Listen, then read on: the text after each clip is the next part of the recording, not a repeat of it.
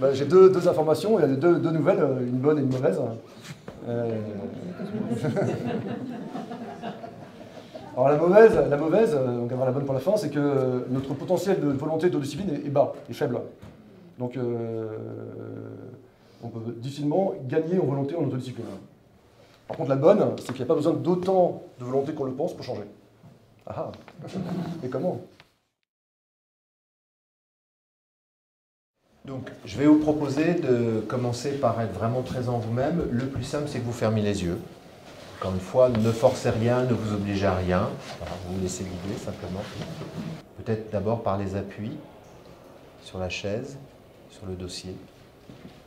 Et ensuite de pouvoir être observateur, simplement observateur de votre respiration.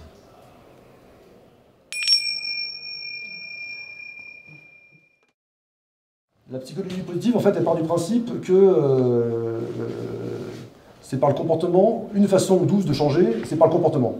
Un peu comme la thérapie cognitive et comportementale, où je change mon comportement, et en changeant le comportement, ça va changer mes pensées, mes émotions liées et mes croyances.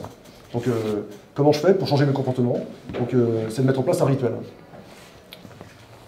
Est-ce que parmi vous, il y en a qui souhaiteraient avoir dans la vie plus de volonté, plus d'autodiscipline pour pouvoir effectivement avancer, changer, évoluer? Oui, plus de volonté. Tout le monde?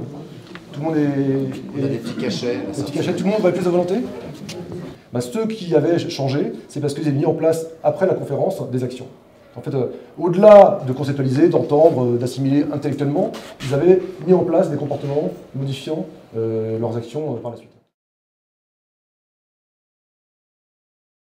Quelles étaient les sources de l'optimisme, du bien-être? Qu'est-ce qui faisait la différence entre les gens, encore une fois, qui se sentaient bien? Toujours la même question de la psychologie positive. Et si on regardait les gens qui vont vraiment bien? Et ce qu'ils ont déterminé, c'est qu'il y a en moyenne 50% de base de notre bien-être qui viennent des gènes. Ça ne veut pas dire que les gènes nous rendent heureux ou pas, c'est juste des prédispositions. Donc tout dépend après de ce qu'on va en faire. De pouvoir d'achat qui augmente n'est pas suivi par la courbe de bien-être. Il y a un moment où la courbe de bien-être, effectivement, elle augmente au début, on est content de bouffer, mais après, ça ne continue pas.